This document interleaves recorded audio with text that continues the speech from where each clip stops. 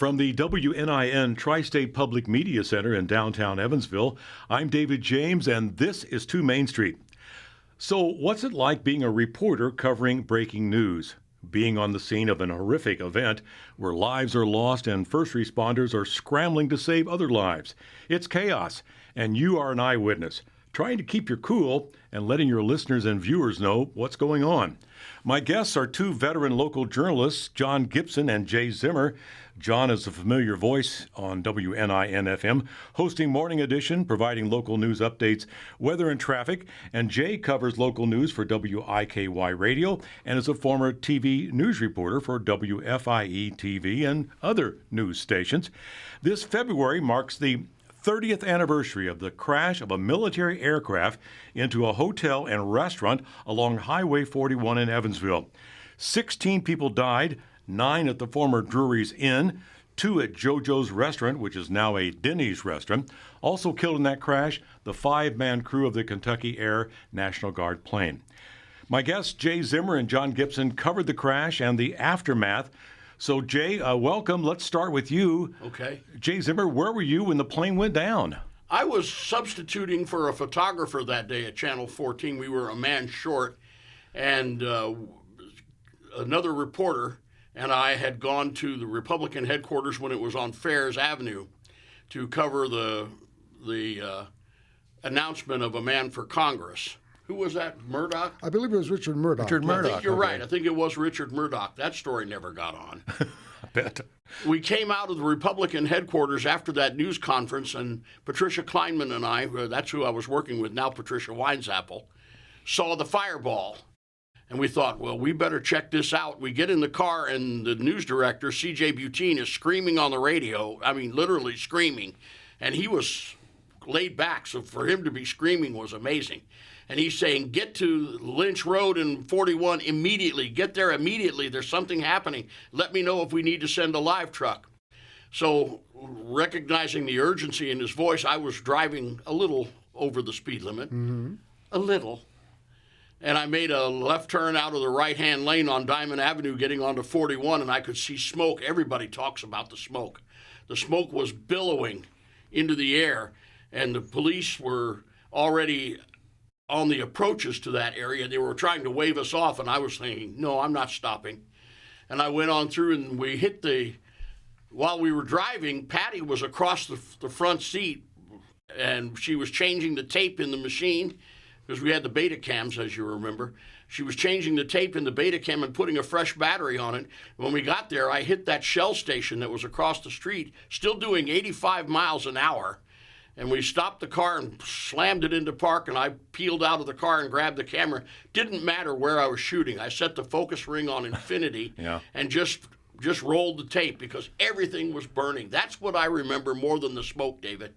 Everything was on fire when I got there. There was debris in the yard of the hotel that was burning around the outside pool that they had at that time. The JOJO'S was unrecognizable. It was humongous. There were just flames everywhere. And if you got the picture of it and then you get the smell of it, that's another thing that I remember. Mm-hmm. But everywhere you turned, there was fire. And Patricia got her notebook and went off looking for people to talk to, and she spoke to people who were at the triage area that was being set up. But if you saw burning debris on television in the yard of the hotel, that was my video, because we got there first. And you're talking about Patty Kleinman, who became Patty Winesapple, right? The wife of former Mayor Jonathan Winesapple. I introduced him.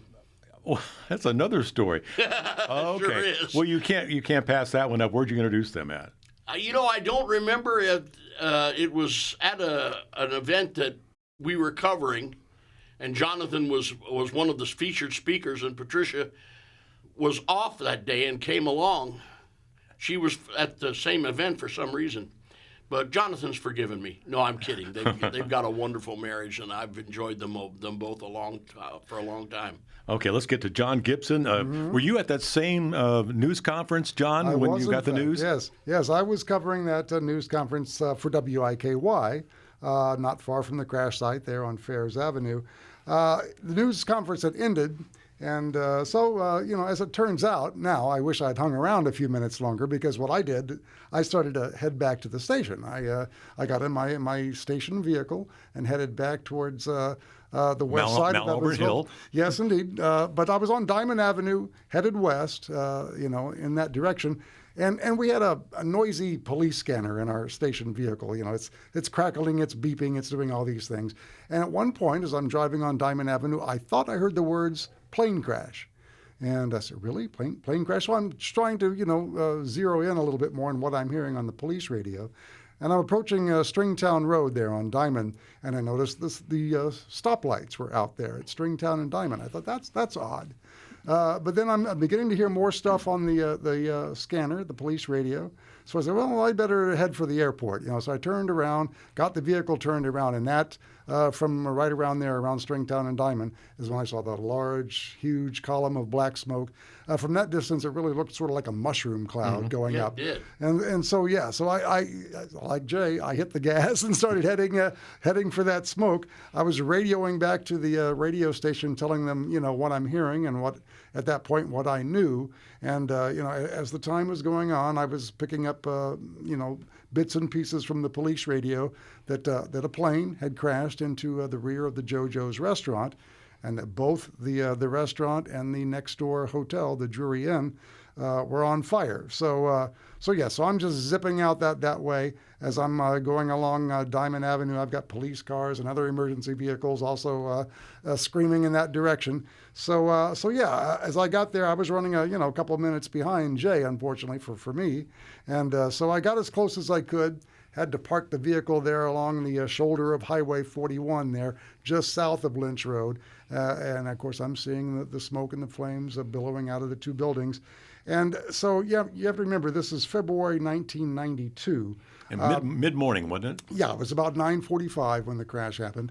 And so I'm there. These are the very early days of cell phones, right? The only cell phone I had available to me at that time was a hardwired cell phone in the truck. So what I had to do was, I had my trusty cassette recorder, my news pad, and I was running to the scene, collecting up interviews, seeing what I could see, talking to who I could talk to, and then running back to the truck where the phone was to call in my reports. And so it was like that for a couple of hours, just sort of this manic situation where I was running to the scene and running back to the truck, running to the scene, running back to the truck, and filing reports back to Randy Wheeler, who was anchoring the coverage back at the station. So it was chaotic. Eventually, my colleague, who wasn't working that morning, he would normally come in later in the day, the late Dave Lyons, caught wind of what was going on, and he eventually got to the scene as well. And then between the two of us, we were able to cover it a little more efficiently, and it was great to have his help. So I wasn't the only one on the scene reporting back. But it was a chaotic scene, and I got a lot of exercise that day. That's for sure. So Jay, when did you learn that it was a military aircraft that had crashed? Wasn't long after that. You could see the wing sticking out of JoJo's restaurant in the back, so we knew it was an aircraft. And CJ was still screaming at me on the radio, "Do you need a live truck? Do you need a live truck?" And I thought, are you kidding? That's the news director, yes. That's the news director, yeah. And so they sent one out there, and I had him bring my earpiece because I was a photographer that day, and I didn't have what we called an IFB. You know what that is. That's the thing that goes in your ear so you can hear the television and be able to respond to it. So I had them bring that out. But as far as it being a military plane, we didn't know what it was in terms of what kind of aircraft until very shortly. It has to be very shortly after when I got my earpiece, because I heard Ann Coma say it was a C-130 military transport plane. And I thought, oh, is that what it is? Well, if I know Ann, she's going to get a picture of that and get it up on the screen pretty quickly, which she did. She was remarkably efficient on such matters. And that's when we realized it was a military transport plane. And that plane had an enviable safety record, so it was unusual for that to happen. And of course, we're going to talk later about those controversial touch and go landings that the crew was practicing when it happened. Now, those first interviews, who did you talk to, John? Well, I talked to someone from the hotel. I believe it was a manager or an assistant manager or someone. I was able to get some information from her about. Of course, she wasn't, giving me a whole lot of good information at that point. But you could tell by the fear in her voice that this was a serious situation. That there were casualties. You were beginning to get that impression pretty much from the start. And so I was just talking to witnesses around the scene there as much as I could. Eventually got to talk to fire chiefs, and then the police chief was eventually out there. But yeah, as far as learning what kind of plane it was and such, that came along fairly quickly. And that it was a C-130, and I think all of us, was familiar with those big lumbering C-130s, which had been doing these touch and go landings and training missions at Regional Airport, Evansville Regional. So it, and as my parents lived not far from the airport as well. So I remember seeing them, and again, for days, maybe weeks before the crash, doing these practice missions and all. So in a way, it wasn't all that surprising that, we knew now that it was one of those planes that had been doing those missions, those training missions. And so, of course, in any breaking news situation, you're going to have some confusion. You're going to have some false reports. At one point during that morning, I believe the local coroner got some bad information that there were like 25 people on that C-130. You're right. I remember that. Yeah. So for a while, the death toll was thought to be quite a bit higher. As it turned out, of course, only 5 crew members were aboard that plane. So that was just some of that, that confusion that you typically have with a breaking news situation, and we just had to write it out and work to get the numbers accurate. I know some of the initial reports, people seeing the smoke and the proximity near the Whirlpool Corporation, which was still in production at that time, and there were hundreds of employees probably in that building, and that crash site is not too far from the Whirlpool building at all. Right. So it was could have been even much worse. Definitely. Yes, it was quite the tragic event, but it happened to land, at the rear of one building, the restaurant, which unfortunately 2 lives were claimed there. And then you had more lives lost in the Drury Inn next door. It always struck me as a little odd when you see something like this happen at a hotel. You'd probably think that the victims, if you had casualties there, would be perhaps out-of-town people. But as it turned out, they were all local folks who were members of a local business who had a training conference going on there in the building. And those, sadly, were the victims of the plane crash. Plumbing seminar, I believe. Yes. At that time. And so, Jay, how long were you at the scene then? 30 hours. I stayed there all night long and gathered more information after our 10 o'clock news, and I did live shots forever from the scene. As soon as the live truck got there, we went live, and I went live on both of your shows that day. And I know you were on midday with Ann. I think Ann was anchoring in the midday show then. And then you did cut-ins throughout the afternoon. And then we, of course, we just had a 6 and 10, I think, back then. Didn't we have a 5 then, too? We may have had a 5 then. I think I did 5, 6, and 10. We may have made a special report. I was anchoring at Channel 14 at the time. And I know, Jay, we were going to Jay constantly during the afternoon. Whenever you had something, you would let us know, and we'd go out to you. Because I had the same thing that John had in terms of an early cell phone in the live truck. Right. And I was calling in saying, I've got this. And, okay, we'll come to you. Get ready. So I'd put my thing in my ear and get ready. Mm-hmm. Now, was this the first big story of your career, John and Jay? Well, for me, yes. Of course, the Aces plane crash had happened 15 years earlier. That was before my time. So this was certainly the biggest story I had covered up to that point. I mean, I was still a pretty green reporter at the time. I hadn't been doing it so long, and I'm guessing, if I heard some of my reports from that day, I would probably cringe a bit because I was still a pretty green reporter. But Lord knows I learned a lot that day. I think anybody who was on the scene that day learned a lot, both the news media and the first responders. As I said, I was running chaotically back and forth, filing those reports. But it was a learning experience, and as a radio reporter, I mean, I learned the importance of describing what you see, right? I mean, as a radio reporter, you are the eyes and ears of the listeners.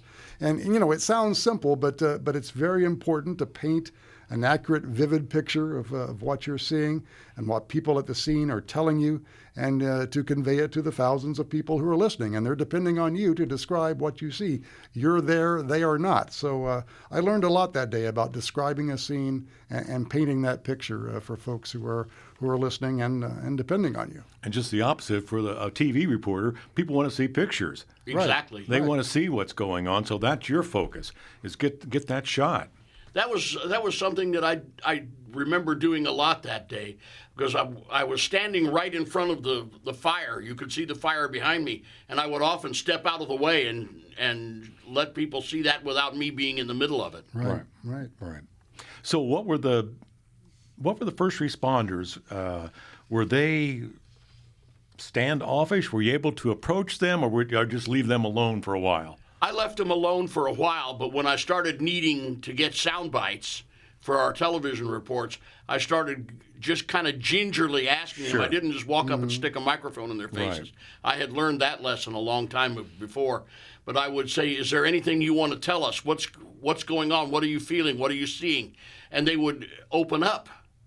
And we did a number of live shots. One of the ones I remember most vividly was an interview I got with Bishop Gerald Gettelfinger, who was the bishop of the Archdiocese, or the Diocese of Evansville at the time. And he said he had heard it on television and had come out to see what kind of spiritual comfort he could provide, and he was incredible at it. Well, it was just, like you said, it was chaos. And I think as we started to learn of the casualties, this became such a huge story. And when did you learn that there were more than maybe a couple people on that plane killed, John? Well, a little later on in the morning, we had a pretty significant little news gathering there with the fire chief of Evansville, the police chief of Evansville, and they started getting some estimations. I think that was maybe the first news conference in which they confirmed that there were multiple fatalities in the hotel. 2 people missing in the restaurant, and that number of people on the plane was still maybe a little uncertain at that point. But gradually, throughout the day, the information became a little more clear as they did more investigating and we did more questioning. So by the end of the day, it became determined that the victims inside the hotel were workers from the Evansville business Plumbing and Industrial Supply. Okay. That was the folks who were attending a seminar on the 4th floor of the Drury Inn. Just a tragic case of being in the wrong place at the wrong time.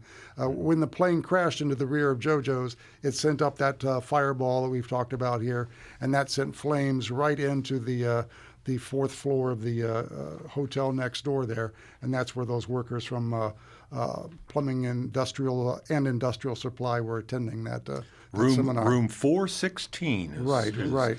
What became a fireball at that time. So this is a national story. Oh, yes. Once it hits the wires and everything's a national story.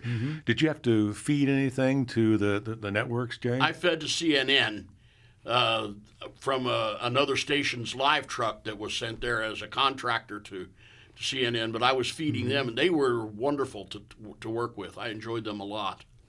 Yeah, and I think we were sending stuff to both CNN and the AP radio network. WIKY at the time was a member of the Associated Press radio network, and so that they, of course, were wanting information from the scene. So yeah, I believe I appeared on their airwaves that day along with Dave Lyons and Randy Wheeler, and yeah, it was a nationwide story for sure. It was when I got back to the station later that night, I sort of went back and saw all of the AP news alerts and urgents and bulletins and all those reports that were generated, a lot of it from folks like from Jay and myself, and that was spreading the word, around the world. And I assume our footage was on NBC Nightly News? Oh, certainly it was. It was on there. It was on CNN. It was on some of the other cable news networks. They were clamoring for whatever we could provide them, for whatever we shot. And, of course, this happened on Highway 41 at Lynch Road incredibly busy intersection just about any time of the day. Sure. So was this an immediate traffic nightmare there? It was, yeah. They had to close down Highway 41. I was having some difficulty getting close to the scene because so many vehicles had already stopped and either pulled over or just stayed there in the middle of the road. Like I said, I was running a few minutes behind Jay, so by the time I got there, traffic was pretty clogged up, and it was very, very difficult to get close. But of course, you had people stunned to see what they're seeing, so a lot of folks stopped, got out. Perhaps some of them helped in some way that they could. But yeah, it was a lot of rubbernecking, I guess, as you would call it. It was something that you obviously don't see every day, and so the traffic was a bad situation. Lots of folks, and it became quite the spectacle, for folks who could get close to the scene. There were a lot of spectators there. Now, of course, this scene is chaos, and the flames. And when did they knock the flames down? How long did that take, Jay? Golly, that took a while because there was, as I said, when we got there, everything was wall-to-wall fire. And I remember seeing the Dress Regional Airport firefighting truck show up. It was light green or yellow. Right. It was an odd color. I saw them show up, and there were fire engines coming from everywhere, from every direction. It took them a good couple of hours to get that fire under control because it wasn't just JOJO'S. It was the Drury Inn as well. There was fire along the wall there where the jet fuel had splashed and ignited. Right. So it took a while to get the fire out, and it was spectacular to watch. Well, one estimate was like 6,000 gallons of fuel on that C-130 cargo plane. Right. So it was definitely a ball of fire. Yeah, well, I believe the first folks on the scene would have been in the Evansville Fire Department. It was their run initially, and there is a station 2, I believe it is, down there at Max Road and Lynch Road. So they were the first ones there, and then you had several, obviously more. I think it quickly became a second alarm fire. And I think you'll also hear stories of lots of other firefighters just showing up from different departments. It got a little chaotic, and I think one of the things first responders will tell you that they learned from that was to be a little more organized in that way, and not to allow just everybody to come from all over the place. To have some sort of idea who's there and who's not, so you can obviously keep track of everyone because you're in a dangerous situation there, and you want to make sure you know who is on the scene and who's not. Well, we talked about some of the victims, and one of them died later. Evansville police officer James Gibson Jr. I understand he rushed into, I think, the hotel and inhaled a lot of the smoke and everything. That's right. And then they died, a couple weeks later? A couple of weeks later, yes. So another probably a casualty. Yeah. The toll depends on who you ask. Sure. It's either 16 or 17. If you count the police officer, I believe the cause of his death was actually a drug overdose. He was taking medications prescribed for injuries suffered in from the crash scene. So, a lot of folks would consider that the final death toll was 17. Yeah, we had 2 employees at JOJO'S. Yes. Those 5 crew members of the guard plane, and then those victims at the seminar in room 416. I believe there were 9 of those. Yeah. Right. Now the investigation. Of course, speculation begins right away after the plane crash, and then the NTSB gets involved, and of course the military gets involved too. The military was very much involved because this was an Air Guard plane out of Louisville that crashed. I think it was the Kentucky Guard 123rd Tactical Airlift Wing at Standiford Field in Louisville, practicing those touch-and-go landings at Evansville Airport. It was a 4 turboprop military transport, and those touch-and-go landings have been, I guess, routine at a lot of airports. It was nothing really unusual, was it? Well, no, not at all. Right, they can use the federal any federal airport they want, right? Yeah. And so they were doing that, and then this lost altitude. This pilot, and I think he was a flight instructor, tried to take control. Right. And then they couldn't get control of it, and did like a nosedive right into hotel. The plane just stalled, and it just essentially fell out of the sky right there. Apparently, there was just no way that they were able to get it restarted and avoid the crash. Yeah, you're right, John. They were practicing an engine difficulty, and they did the touch and go and lift it off again, but they didn't have enough power, and they were trying to. A couple of people I interviewed mentioned that they heard the engines revving before the plane fell. And that's what they were trying to do was regain enough speed, enough airspeed to get the airplane back into an attitude where it could climb. Right. It was only about 1,000 feet up when all of this happened, but it stalled. And as John said, and that's the terminology I've heard more than anything else, the plane literally fell out of the sky. Mm-hmm. And I think you described it as a lumbering aircraft. I mean, this is a military air cargo plane. It's huge. Right. Yeah, we'd been seeing them, flying over the city for days and I think weeks, really, before the crash happened. Again, taking part in those training missions, the touch and go landings, and also I believe they were some of the training involved, like shutting down an engine and how you respond to that. I don't know if that's exactly the case, or if we know if that was exactly what they were doing when the plane crashed. But we do know that the plane stalled, and as Jay said, it was at such a low altitude, they did not have any chance of getting the engines revved up again to where they could avoid the crash. I'm trying to remember, did the military take control of that scene? Yes, they did. Mm-hmm. They did eventually, quickly. Yeah. Now, the very next day, they had a news conference attended by a lot of folks beyond just the local news media at that point. We had microphones up on the podium from all over, nationwide networks and such. And that news conference was held at that hotel across the street, the one that was not hit, not damaged. And I remember a military spokesman expressing shock, and I think Jay said something earlier, too, that C-130 planes had a really good record. He said these C-130 planes just don't crash. And, of course, it struck some of us a little cold because obviously there was a crash right across the street there, 16 bodies. And so, it caused a little bit of controversy.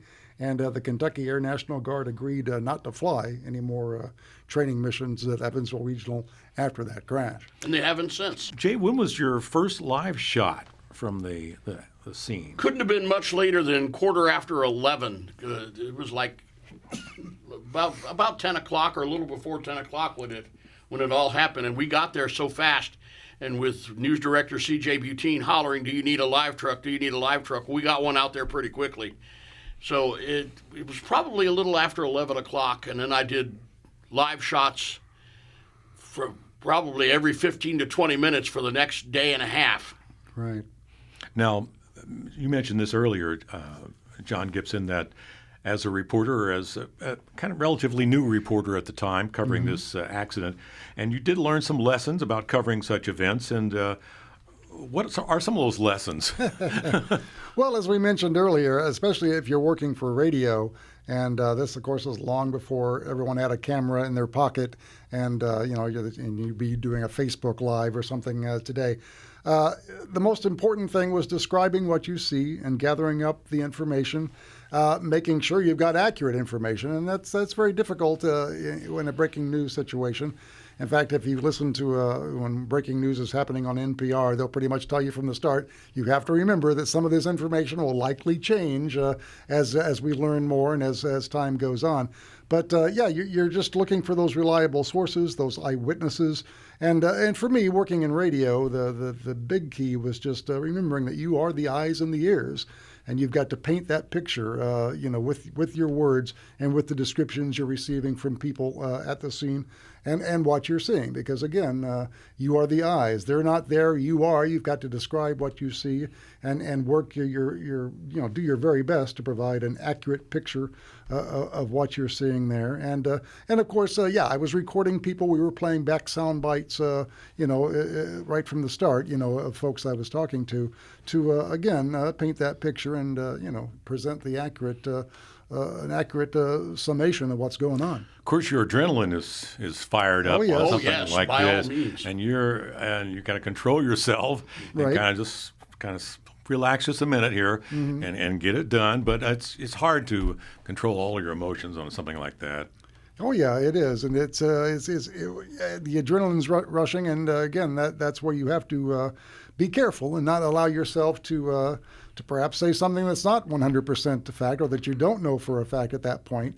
I learned a lot about how you describe breaking news, and that is that one way of describing it is that you sort of you go into your journalist mindset. You're thinking about all the W's, the who, what, where, and so you sometimes have to cover these things that you don't know yet. And so how you describe it sometimes is, well, we don't know yet if this is the case or if that is the case. You're essentially just presenting these questions that are still lingering, and that's how you cover it. You sort of you go through all these questions that need to be answered. Yeah, you don't want to speculate. Yeah, exactly. Because that always burns you. Sure, definitely. Well, yeah. Always bites you. Definitely. Avoid the speculation and just present the questions that need to be answered. Yeah. So, Jay, how did you control your adrenaline there? There was so much information coming my way, and there was so much to do. Patricia Kleinman was finding the triage area and talking to people who were hurt. She was bringing people over for me to interview. There was just too much going on for me to allow my emotions to get in the way, because if they did, I wouldn't be able to do what I was out there to do. And I don't know how I learned that, David, but I did. And it came in very handy on February 6, 1992, I can guarantee you. Now, you said this was the biggest story you had covered too? Up to that time, yes. My goodness. And you were on the scene for, you said 30 hours? 30 hours. My goodness. That's just amazing. So what did you do when you finally left the scene? Went and took a shower because I smelled like aviation fuel. And I slept for quite a while. I was amazed that I could sleep because I kept seeing the fire in my mind.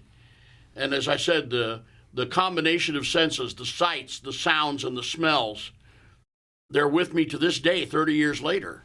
Yeah. Well, that's one thing, the sensory experience of being at a scene like that, John. It left me a little shaken, I must say. I mean, after that, I had a few plane crash nightmares, that kind of thing. You're right, I did too. Yeah. When you're on the scene, and especially we talk about the adrenaline and how you're trying to get the information. It's later, once you're looking back at it all and sort of recalling it all, that you get that maybe a little bit of PTSD. You get a little knock-kneed. Exactly. And of course, I'm saying I had some nightmares and that, but I can only imagine the trauma of the first responders who are, right there on the scene, and of course the survivors who are much closer to the disaster than we reporters were. That is certainly a trauma that will stick with you. Were there many injured people at the scene? There were some that I can't remember too many. There weren't too many. I think Patty Kleinman interviewed one or two with me holding the microphone for her. I remember that, but I don't remember too many serious injuries. Because people at the hotel, they were staying there, probably checked out by that time in the morning. Right. And then the breakfast crowd had left JOJO'S at that time. There were about 20 people in the restaurant at the time, and they all got out except for the two employees that were in the back. Right, exactly. Yeah, and so there were some injuries, and there were some folks being airlifted out of there too. I remembered describing medical helicopters that were lifting a few folks out. I don't have the injury numbers in front of me, but yeah, there were certainly at least a few folks who were seriously injured enough that they needed to be airlifted out to local hospitals, and I'm guessing we had a few folks go out on regular ground transportation. Ambulances were there. Right, exactly. When did the bodies start coming out of the That was much later in the day. It was about dusk when they started getting the bodies out, because the Air Force wanted the scene to be undisturbed so they could literally pull the pieces of the plane out, and they were going to take it back to Standiford Field, which they did, and literally put the plane back together to try to figure out what went wrong. So they didn't want to disturb the scene to get the bodies out until they actually found them in the course of getting the debris out. So the forensic all work of that investigation. As I recall, there were still some bodies on the scene the next day when they were conducting that news conference. As you say, maybe some had been removed that evening before, but that next day there were still some remains. I think the two restaurant people were still in there the next day. Yeah, I'm sure. I think you're right. At least them, yeah. And of course, there were hearings after the crash too. The investigators presenting their findings, and of course that went on for months. And then finally, some settlements in the case. Right. The military, I understand, paid $36.3 million for wrongful death, personal injury, and property damage claims, and it took $1.7 million to restore the old Drury Inn, which amazingly reopened 4 months after the crash. Yes, it was amazing. That was a quick turnaround there. It was 9 months for JOJO'S. Really? Yeah, they got they did get the restaurant rebuilt and reopened, and it is still you still have a restaurant and a hotel there now. They're different brands now, different Comfort operations. Inn and a Denny's now. Exactly. But yeah, and I think there's a plaque or something. There is. It's outside the front door of Denny's, and it's in a little flower bed. I look at it every time we eat there. yeah, And I remember. Yeah, there's a plaque remembering the that terrible day. My guests are veteran journalists John Gibson and Jay Zimmer. We've been revisiting their first-hand coverage of the crash of a military C-130 aircraft in Evansville 30 years ago. It remains one of the biggest news stories in the Evansville area. Now let's learn more about my guests and their careers. But first, I need a health update, guys. Now, let's start with you, Jay. You had a stroke. January 3rd, 21.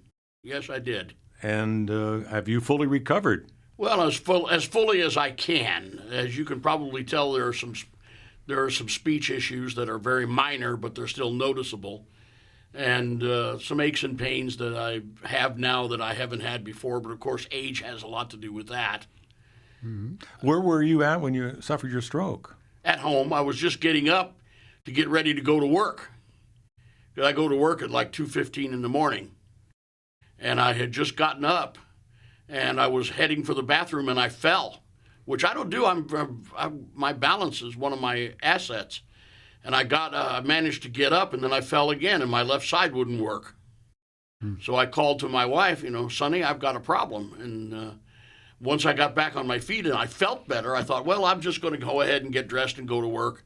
And my wife and my daughter said, no, you're not, and they took me to the hospital. And I was there January 6th when the insurrection took place, and I was trying to cover it from the hospital bed. Well, that'd be frustrating. It was. Yeah. But your news instincts kicked in. You wanted to get part of it, be part of the story there. Absolutely. That's what I do. That's right. So, like you said, any lingering effects from that besides? Yeah, there are. I have some speech problems. I have some balance problems. And I have a little bit of dexterity difficulty in my left hand, which has ended my tenure as a guitarist. I still play the bass, but not as well. And it affects my typing, which is frustrating as all giddy up when I'm in a newsroom trying to write a story. I can still do it, but my accuracy is, well, there are those at the station who would argue that my accuracy never was very good. You used to say that. Well, now, I probably did, didn't I? Yes. So just a few more typos now, I guess. Well, a few more. But you're back full time then? Oh yes, I've been full time this whole period. I mean, even I had to take sick leave because right after I finished with the stroke, I got COVID. And then I had bronchitis at the same time. Then also in 2021, I had carpal tunnel surgery on my left arm, and I had 2 eye surgeries. So. Well, thank goodness you're here, Jay. Yes, Definitely. indeed. Now, John had a bout with COVID too, and I did, in fact, what were those yes. symptoms like, John? Well, it was about early January, and maybe listeners noticed I was missing for about a week there. For me, it was just pretty much felt like a chest cold, I guess, for a few days. A little bit of fever, but I was fully vaccinated and boosted, and I'm thinking that helped keep me from getting more sick than I was. Again, I missed about a week's worth of work here, but I just had a little fever and a little bit of a chest cold, so I thought, well, we should take a COVID test just to be sure. And oddly enough, I was, in fact, COVID positive. My wife never did test positive, so that's just how unusual and odd this virus can be. It really is. To be living with someone who's got it and not to get it yourself, while other folks spread it all over the place. It's just very, very hard to determine. Some people, it just slams them. It really yes. does. They just have it. Sure does. And it's just amazing. Other people, it's just like you said, a head cold or something, or a sore throat, and they bounce right back. Yeah, I was somewhere in the middle. I mean, I certainly wasn't sick enough to where I had to go to the hospital or anything, but I was, I was laid low for a couple of days there with quite the chest cold and a little fever. Now, let's go back to your careers. your first job in journalism, Jay Zimmer? My first job in journalism was WIFN-FM in Franklin, Indiana. I lived in Indianapolis at the time. My first night on the air was in November of 1968, where I was doing what we used to call rip and read. Do you remember that? Ripping the copy off the wire machine and reading it live on the air. And that was the night Richard Nixon was elected president. So that was where I got my start. Rip and read, yes. And a lot of that wire copy is not written for broadcast at that time. A lot of it was newspaper writing, so it was a little bit awkward. And it sounds weird when you read it out loud. Oh yes, definitely. John, your first job in journalism. Well, if you count college, I guess my first broadcast news would have been around 1987 at the University of Southern Indiana, WSWI. So that's where I was doing news. I was a college station, so I was doing a little bit of everything. Sure. I was DJing, I was doing music and all that. And then, I got the full-time gig at WIKY then in 1989. So that's when my news career really took off. So I was learning a lot. Of course, as I mentioned, by 1992, I'd been at Wiki for a few years, but I was still learning, still a little green. And I think in this business, you continue to learn. As my boss used to say, if you don't grow, you die. So, it's a learning process, every day, every year. Did you always want to be in journalism, Jay? I wanted to be a professional musician. That's where my degrees are. I have a bachelor's degree in music and an associate degree in music performance. My idea in getting into radio, my dad got me into that first job because he handled the group insurance for the station owner. And the station owner mentioned that he needed somebody with a voice. And my dad says, "Well, my son's got one." So the idea was I was going to do broadcasting until I became the next Paul McCartney. And I've been waiting now about 53 years. It hasn't happened yet, but I'm still hopeful. Now, you do record. Yes, I own a studio now, IR Studio. And I've made a few records, and I've made some for other people. And you're also an author. You had a book? 3 of them. Mm-hmm. Yeah, was it about a pirate or something, wasn't it? Code of Theophilus was about modern day and back in the day pirates. Well, give me a little brief summary of that one. That's intriguing. Well, Theophilus Turner was a real guy. He sailed with Captain Kidd. And in my book, I made this up, he hid some valuables that he had stolen from Captain Kidd somewhere on the East Coast. And a newspaper editor, any resemblance to the author is strictly deliberate, a newspaper editor gets wind of it and starts looking for the treasure. And the modern day pirates don't want him to find it. So there's the conflict. There is the conflict. Now, John, you Yes. are a musician as well. It is true. Well, I've always been a musical person. I worked in a record store throughout the decade of the 80s here in Evansville. And during that time, I was playing drums for several different local bands, playing at places like the Ross Theater and the Alhambra and various parties and what have you. So I was always a very musical guy. But also during those years, I was always told, going as far back as grade school, I guess, people would say, well, you've got quite the voice for maybe radio. Maybe you should get into radio.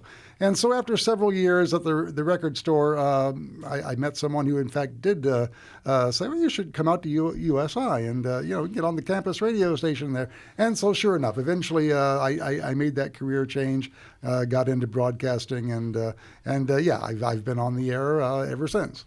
A record store. Yes. Was that just like a dream job? It was, looking at all those album covers? Yes, indeed. I worked at Full City Records. Maybe some of the older folks here in the community remember that. It eventually became Cats Records. And so I was on top of the music scene there throughout the 1980s. Do you have an album collection? Oh, yes. I've got hundreds of albums, hundreds of CDs. I've got tons of vinyl. I think a lot of it is going to be my retirement plan, actually, now that vinyl is such a revival that's right, going it's back. on. Oh, record stores are back big. Yes, indeed. Oh, that's great. So, Jay, who are some of your favorite artists besides the Beatles? Well, you mentioned that I was a Beatles fan, and I most certainly am. But I also enjoy Noel Harrison, Santa Monica Pier. I enjoy the Eagles very much. I like just about anybody who sings well. where 3 or 4 guys get up to the microphones and can do something there. That's just grabs a hold of me very well. I love the Stones, and I like to kid about Keith Richards. Well, give me your kidding about him. No, he'll never die because there's nothing that can survive in his body after all the drugs he's taken. Yes, indeed. He's preserved, isn't he? He certainly is. Definitely. Your favorite entertainers? Yeah, I'm a huge Beatles fan as well. Lots of classic rock. I'm also a big Stones fan. The Who, the Kinks, Bob Dylan, all those folks. And then also then when the whole punk and new wave started happening, like in the late 70s and 80s, I was into a lot of that as well. Talking Heads, REM, The Clash, all those bands. Like I said, I worked in a record store for 10 years, so I got to hear a lot of music that maybe folks didn't get to hear so much on the radio, stuff that we were playing in the record store. And I'm a big musical guy, and to this day, I've also been in various bands. Right now, Peggy Pirro and I, we do a solo acoustic thing, a duo acoustic thing that you might catch us out and about now and again. Maybe I'm wrong with this. Didn't they used to have like little listening rooms? In record stores? Record stores, yes, they did. Yeah, they did. We didn't really have such a thing at our place, but we were always playing music, and you could ask to hear something, and we'd stick it on the stereo for sure. Yeah, Swan Records in Indianapolis did have those rooms. There were 3 or 4 of them. Yeah. Did you put like headsets on? Really? Yeah. That's cool. That really is. Well, guys, this has been a lot of fun. We were going to talk about the state of journalism, but I think we've already covered that, the importance of being fair and accurate and keeping your cool out there. And sometimes it's a challenge, but you guys have done it well over the years. Well, you too, sir. Well, thank you. Yes. Now, you guys, of course, are committed to getting the story, if not first, but just getting it right. I think that's the main thing. You don't want it to come back and bite you, and being fair, of course. And my motto is there are often more than 2 sides to a story. The more questions you ask, the more you learn. I couldn't agree more. Yes, indeed. John Gibson and Jay Zimmer, thanks for being my guests on 2 Main Street, guys. Thank you, David. Thank you for having us, David. 2 Main Street is presented by Jeffrey Berger, Berger Wealth Services at Bayard Private Wealth Management.